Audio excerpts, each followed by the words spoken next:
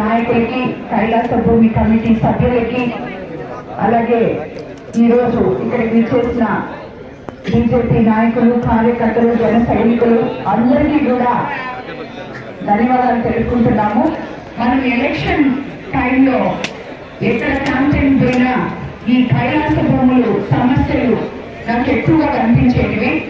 ప్రతి దగ్గర కూడా శ్మశానానికి స్థలం లేకనో, స్థలం ఉంటే గోడలు లేకనో, గోడలు స్థలం అన్ని ఉంటే కర్మ రుసులు చేసుకోవడానికి భవనాలు లేకనో, ఇలాగా ప్రజలు చాలా ఇబ్బంది పడుతున్నామని చెప్పి నాకు చెప్పడం జరిగింది.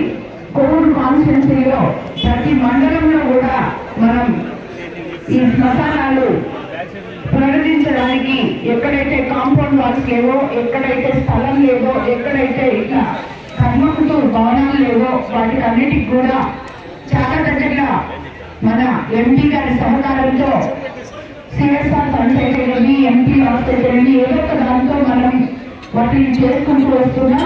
ఈ రోజు ఇక్కడ బుచ్చిరెడ్డిపాలెంలో ఇక్కడ ఉన్న ఈ శ్మశానం పక్కనే ఉన్న ఈ స్థలంలో కర్మకృతులు భవనానికి ఎంపీ గారు 25 లక్షలు ఇవ్వడం జరిగింది.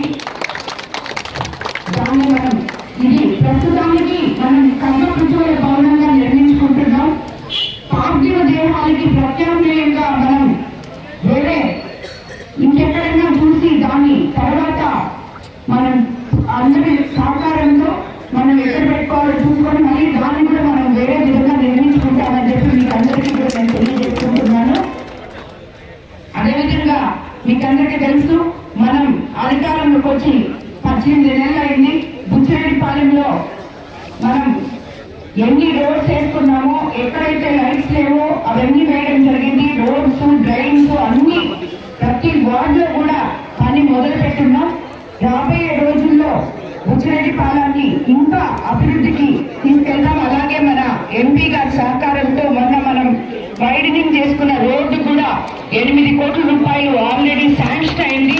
ఆ రోడ్ కూడా ప్రజలు ఇబ్బంది పడుతున్నారని తెలుసు, కానీ వాళ్ళంతకి వాళ్ళు స్వచ్ఛందంగా వచ్చి ఆ రోడ్ ని బాగు చేయండి అని చెప్పి మాకు సహకరించినందుకు అత్యవసర నిధులతోటి ఎంపీ గారిని కోరగా 8 కోట్లు శాంక్షన్ చేపించారు. అది కూడా తొందరలోనే మనం ప్రారంభించుకుంటాం. ఈ కార్యక్రమానికి విచ్చేసిన మీ అందరికీ కూడా ధన్యవాదాలు.